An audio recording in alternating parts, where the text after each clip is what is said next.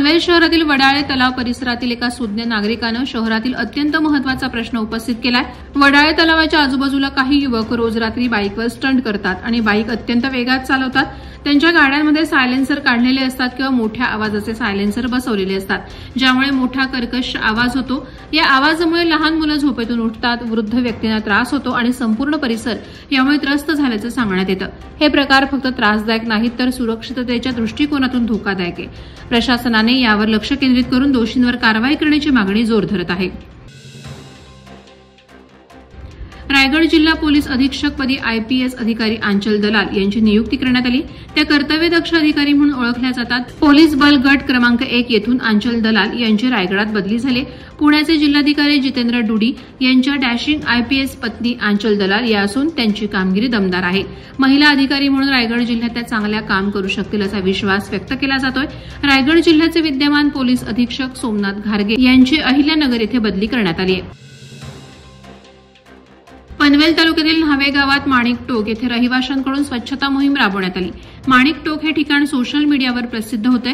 येथे दिवसेंदिवस पर्यटकांची वाढ होत आहे। माणिक टोक हे समुद्रलगत असून तिथून जयंतपिटी बंदरणे न्हावा शिवडी सीलिंगचा छान नजारा दिसतो। तसंच गेल्या वर्षीच माणिक टोकमध्ये जेट्टी सुद्धा बांधण्यात आली।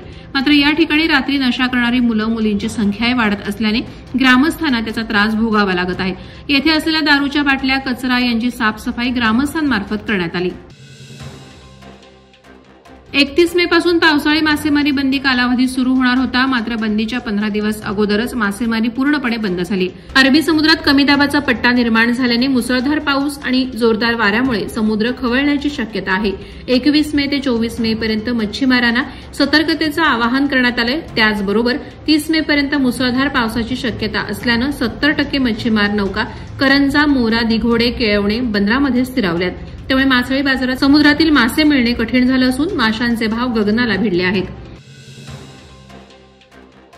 उरण आणि अलिबाग तालुक्यातील करंजा बंदर तर रेवस बंदर या दोन महत्वाच्या बंदरांना जोडणारा रेवस रेड्डी हा शासनाचा महत्वाकांक्षी सागरी महामार्ग कोकण किनारपट्टीतून जात आहे।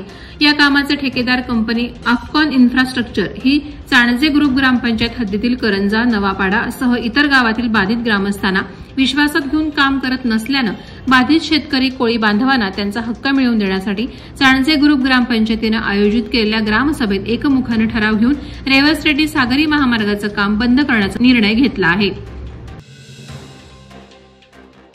29 मे ते 30 मे रोजी नेपाळ काठमांडू येथे होणाऱ्या पहिल्या एशियन मिक्स बॉक्सिंग स्पर्धेमध्ये गार्गी महेंद्र तांडेल राहणार देवळी पेण हिची भारतीय संघामध्ये निवड झाल्याबद्दल तिच्यावर पेण तालुक्यातून अभिनंदनाचा वर्षाव होत आहे। तिला यावर्षी रायगड कोकण रत्न पुरस्कार 2025 उत्कृष्ट क्रीडा पुरस्कार मिळाला होता।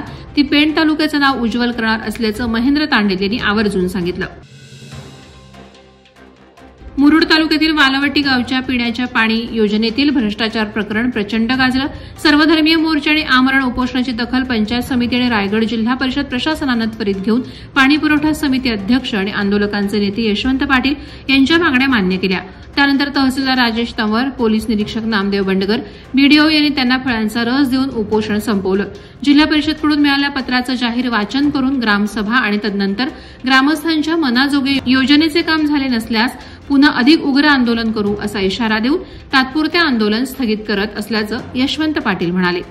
वादळवारा लाईव्हसाठी न्यूज ब्युरो, रायगड। नवी मुंबई व रायगड जिल्ह्यातील ताज्या बातम्या आणि घडामोडींसाठी सबस्क्राईब करा वादळवारा लाईव्ह चॅनल आणि दाबा बेल आयकॉन।